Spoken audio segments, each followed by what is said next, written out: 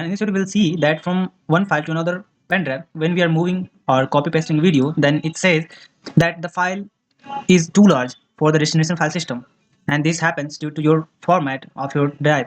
Like if it is FAT32, then it is giving the same error. So we are going to see the solution. Like if we want to move a large files from one drive to another, then this error should not come. So now we are going to see the solution.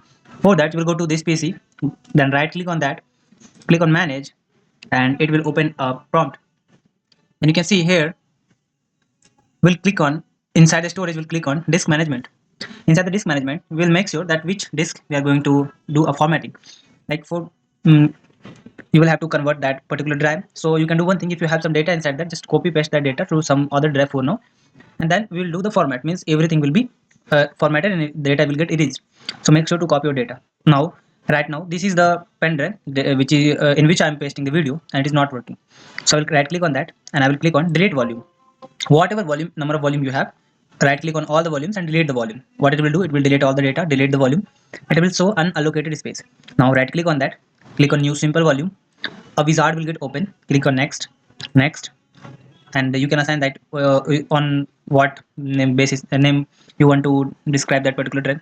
Then click on next. Now here, see, if you are formatting the file and the file system type is FAT32, and what happens, beyond 4 GB you can't copy paste a file that is considered as a large file.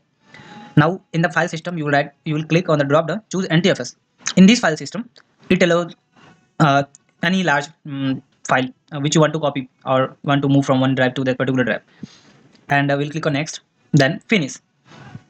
And now you can see my drive is getting allocated, and the unallocated space will get shown that yes, your drive is now allocated.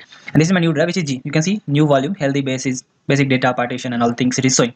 This is my new drive. And now if you see that if I copy paste the same video which I was doing earlier, see, it will work. I have copied the video, and now it is getting copied from one to another.